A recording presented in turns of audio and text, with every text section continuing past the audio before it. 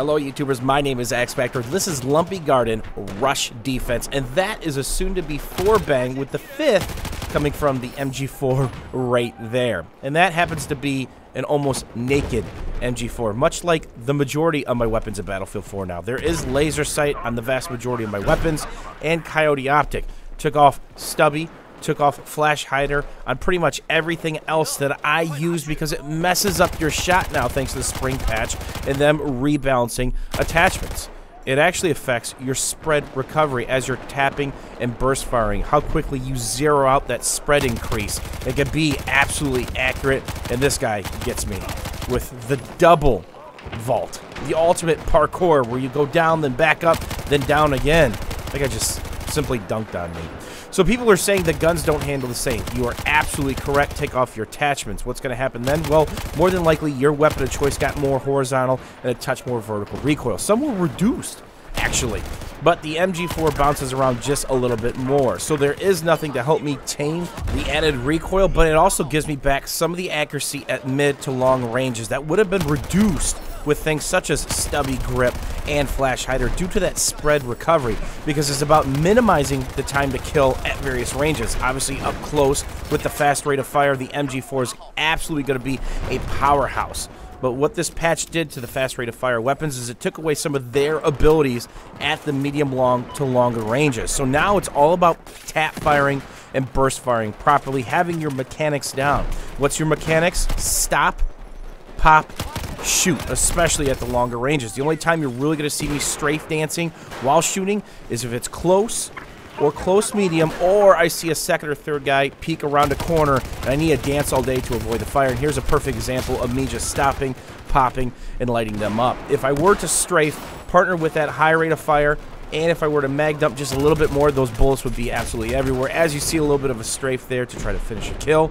And there were simply too many guys that would not have worked at any point in time. So we got blown off of that MCOM after getting them down to a handful of tickets. And here's the power of the MG4. Get your kill, go back to cover. If you miss your shot, go back to cover. And a lot of times, I won't finish a kill if I think more heat's coming, just like that. I'll get my 4, 5, 6 round burst off depending on the range, and I'll simply get back to cover. Because if I didn't kill him, more than likely I'm on the mini-map too long, and somebody's got another set of eyes on me, and here comes the smoke flare combination more than likely, and I want nothing to do with that. So we're going to take a look at this inside lane, because when you're playing Rush, whether you're attacking or defending, it's all about setting up the crossfires. That guy re-peeks me, and we both get the trade kill. If you're running straight from your deployment into the MCOM, you're simply going to get farmed, and I'm stuck now.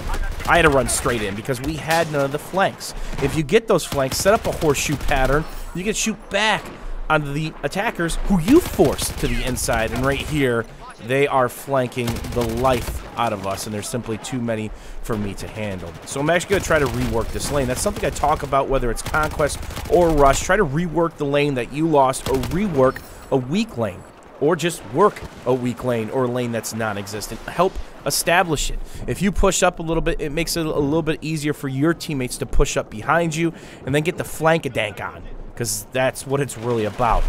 These flanks can clear up 4, 5, 6, 7 guys, and if you get that squad wipe and there's no beacon down, that actually really helps you out in a game mode such as Rush, where they're forced to spawn back at their deployment. And here we've got a nice little bridge positioning. There you see some more of the tap firing and burst firing at range. And here you got to play with like the head glitch initiative and the bridge there. Makes it a little bit tougher than it used to be.